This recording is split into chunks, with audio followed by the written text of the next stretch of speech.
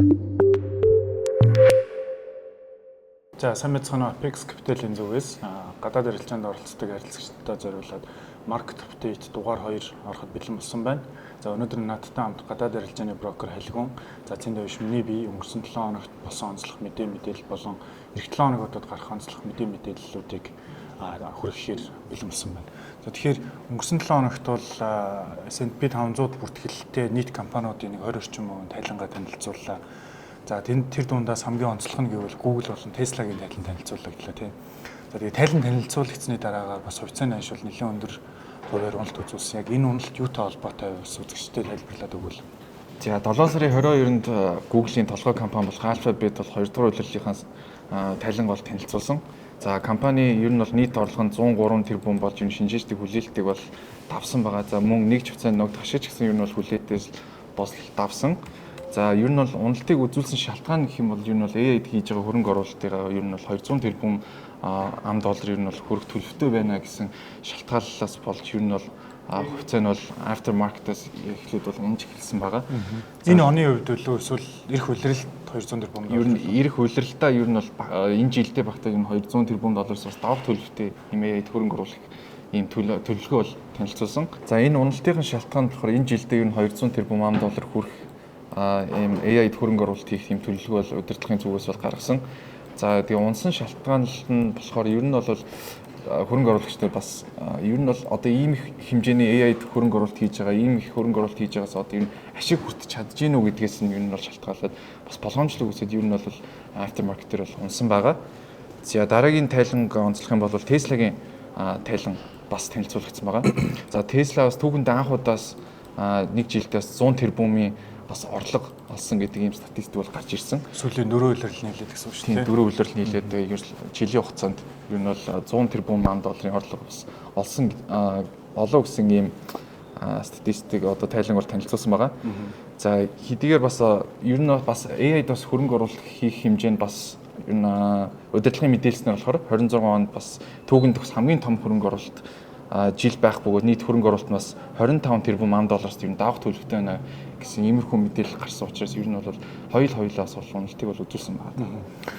Нөгөө AI-д хөрөнгө оруулалт гэснээс нөгөө гайхамшиг төлөө гэж нэрлэгддэг компаниуд 2026 онд нийлээд бараг 1.8 долларын хөрөнгө оруулалт хийхээр одоо төлөвлөж гин гэсэн мэдээ гарсан байсан. Тэгээд энэхүү хөрөнгө оруулалт орвол Америкийн дотоодын нийт бүтээгдэхүүнийх нь 3 орчим хувийг дангаараа бүрдүүлэхээр за тэгээ яг түүхэнд байгаагүй улс орнуудын нөгөө батлан хамгаалах яамны төсвөөс давсан ийм хэмжээний хөрөнгө оруулалт болохоор тэгээд хөрөнгө оруулагчид яг юу хүлээж байна вэ гэхээр AI лөө ингэж их өндөр хөрөнгө оруулалт хийгээд хизээ яг үр ашиг өгөх юм бэ те хизээ яг компанийн үйл ажиллагаан дээр ашиг болж орж ирэх юм бэ гэдэг хүлээлт бол ингээ хойшлсоор байгаатай холбоотойгоор хөрөнгө оруулагчид бол тайлангийн дараа AI-д их хөрөнгө оруулалт хийж байгаа төлөвийг хараад бол хувьцаа маш хэмжээгээр зарсан дүр зурагтай гэж бол яг миний хувьд бас харж байгаа. Тэгээ Tesla-гийн хувьд бол нэг ойролт орнын геополитиктэй холбоотойгоор эрчим хүчний үн өссөн, үнийгээ дагаад бензиний үн өссөн. Тэгээд цахилгаан автомашины хувьд бол сүүлийн 2-3 улиралд бол эрэлт бол бас огцом нэмэгдсэн сайн дүр зурагтай байсан ч гэсэн бас хөрөнгө оруулагчдын хувьд бол төдийлөн бас сайн тайлан бол танилцуулаагүй дүр зурагтай харагдаж байна тийм.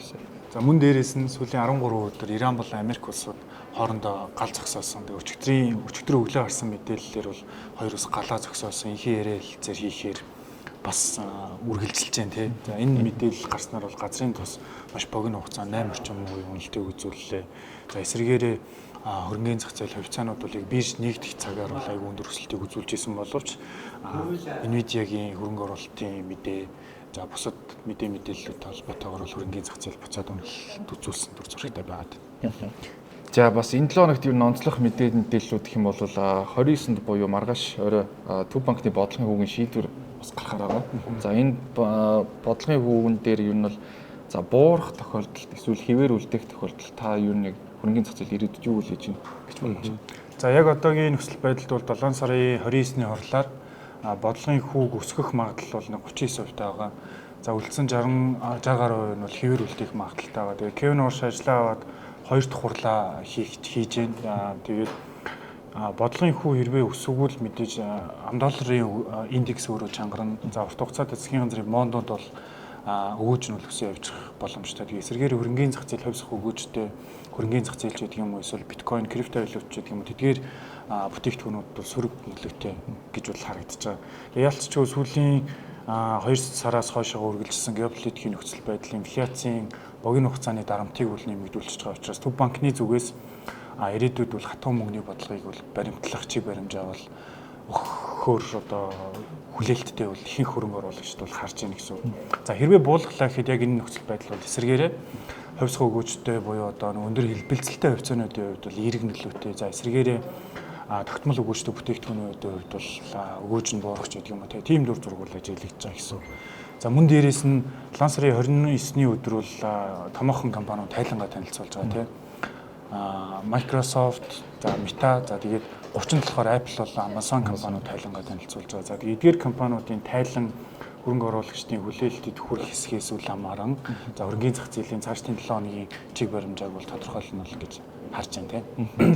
Бас дээрээс нь бас capex-аас өсөх нэг үү гэдэг дээр нь бас ер нь бол толгуурлаад ер нь бол харж байгаа гэдэг чинь би бас бодож байгаа юм. За бас өчигдөр бас гарсан мэдээлэлээр Nvidia-с 250 тэрбум $, бас OpenAI-д юм дата центр барих юм санхүүгийн баталгаа гарах бол мэдээ гарсан байсан. За та энэний талаар бас юу гэж бодож байна?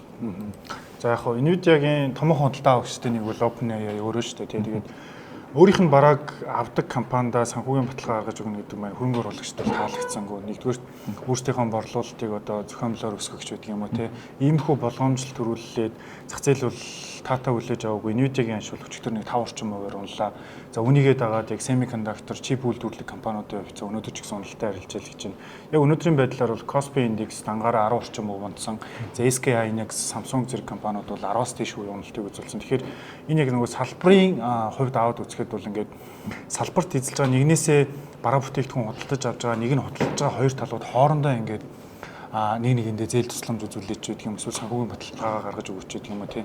Иймэрхүү нөхцөл байдлууд бол ингээд зах зээл дээр бол тодорхой хэмжээний эрсдлийг үүсгэж чинь гэж бол миний хувьд бол харж байгаа. Тэр ч утгаараа хувьцааны анш бол бас богино хугацаанд бол унцлаа. За нөгөө талаар яг чип үйлдвэрлэдэг машины хувьд бол Нидерландын SML гэдэг компани бол дэлхийд баг монопол шахуу шнэ. Тэгээд өнөөдөр гарсан мэдээллээр бол Хятадын төрийн өмчтөг компани яг энэ чип үйлдвэрлэлд ангаараа одоо биедан үйлдвэрлэж байгаа үйлдвэрлэл нэг шат дахиад ер нь бол SML гэдэг компанитай бас үргэлжлэлт хүйц хэмжээнд хүрж гин гэдэг мэдээлэл гарснаар бас Хятад улсын яг AI-ийн бие даасан одоо яг хөгжлийн хувьд бол бусад улсуудтай үргэлжлэлт хүйц хэмжээнд хүрсэн байна гэдгийг бол харуулж байна. Улмаар дэлхийд даяар томоохон чип үйлдвэрлэдэг болон чипийн загвар зохион бүтээдэг компаниудын хувьцаанд бол эдгээр мэдээллүүд бол сөрөг дүр зурагтай үзүүлж сөрөг одоо хувьцаанд бол сөрөг дарамт үзүүлж байна л та тийм. За энэ дугаараас эхлээд 7 хоногийн бас онцлог чарт юм харилцагч нартай юм танилцуулахар болсон байгаа. За тэгээд энэ 7 хоногийн бас онцлог чарт таны хувьд бас юу вэ? Ямар чарт вэ? Ямар хувьцаа вэ гэдгийг бас танилцуулаад. За Эрдэнэ Resource гээд манай хөрөнгө оруулагч харилцагчд бол сайн мэдэх байх. Тэгээд эдний чартыг бол энэ 7 хоногт онцлмоор байна. За тэгээд өнгөрсөн 7 хоногт бол бас Эрдэнэ Resource 2026 оны 2 дугаар улирлынхаа үйл ажиллагааны тайланг бол танилцуулсан. За уг тайланд бол 2 дугаар улирлд нийтдээ 11,709 унц алт халбарлсан. Тэгэхээр өмнөх улирлаас бол 37 орчим хувиар өссөн үзүүлэлт. За мөн олборсон унц алтаа дэлхийн одоо дундаж ханшнаас дээгүүр ханшаар бол борлуулсан буюу $4,493 $-оор зах зээл дээр бол борлуулсан байна. За энэ хугацаанд нийтдээ 53 сая $-ын борлуулалт хийсэн. За тэгээд энэ ойролцоогоор нэг 75 сая канад доллар гэж байгаа. Тэгээд техник шинжилгээг аваад үзэхэд бол 2000 сүүлийн жил орчмын хугацаанд бол уналттай 2026 гараад бол 10-аас 11 орчим ханшин дээр явж исэн график харагдаж байна. Тэгээд ханш бол эндээс тогтвортойгоор унаад 55 орчим хувийн уналтыг үзүүлээ. Яг одоогийн байдал дээр бол нэг 548 канад доллар дээр арилжаал гэж байгаа. Тэгээд яг энэ бүс мэн өөрөө ямар чухал бүс юм бэ гэдгийг техник шинжилгээнд та бүхэнд харуулж байна. Нэгдүгээр 2017 оноос хойшоо үргэлжилсэн батарейны дээшээгээ сэтэлж гараад тэгээд буцаад яг батарейны орой хэсэг дээр тест хийгээд за мөн яг энэ нэрж байгаа давхцаж байгаа цэг бол Fibonacci 61.8 гэдэг левел дээр ирээд индексийг суппорт аваад ойсон байдалтай. За нөгөө талаараа 2007 оноос хойшоо үргэлжилсэн уналтын трендийг сэтэлж гараад 2025 оны 6 сарын 2-нд бол ингээд өндөр боломжтой арилжаагаар сэтэлж гараад яг одоогийн байдал дээр бол яг энэ бүс дээр ретест хийгээд хань шиндээс дээшээгээ ерөнхийдөө том хэмжээний спорт аваад өсөлт үзүүлэх юм дүр зурагтай байгаа. За хүлээж байгаа мэдээллүүдийн хувьд бол бас Эрдэнэ өнгөрсөн сард нийт зах зээл дээр арилжаалагж байгаа хувьцааныхаа 10 орчим хувьтай тэнцэх хувьцааг бол зах зээл дээрээс худалдаж авна гэдэг. Мэдээж энэ бол тухайн компани одоо хувьцааны үнд бол эргээр нөлөөлөх юм чухал мэдээлэл байгаа. Тэгээд яг Эрдэнэ өөрөө алт холборлдог үндсэн үйл ажиллагаанд тэгээд сүүлийн жил гарангийн хугацаанд бол дэлхийн зах зээл дээр өөрөө алтны анш уналттай байлаа. Геополитикийн нөхцөл байдал, өндөр хүүгийн нөхцөл байдал зэргээс хамаараа тэгээд алтны анш ер нь бол ойрын 1-2 жилд бол бас урт хугацаанд өсөх төлөвтэй байгаа учраас Эрдэнэний хувьцаа ч гэсэн хөрөнгө оруулахад яг одоогийн байдал, одоогийн ханш бол нэлээд тохиромжтой ханшин дээр ирсэн байна гэж хэлмээр байна. Тэгээд Эрдэнэ Resource хөрөнгө оруулалт хийхээр сонирхож байгаа бол Apex Capital-тай холбогдоод хөрөнгө оруулалтын зөвлөгөө аваарай гэж та бүхэнд хэлмээр байна. Баярлалаа.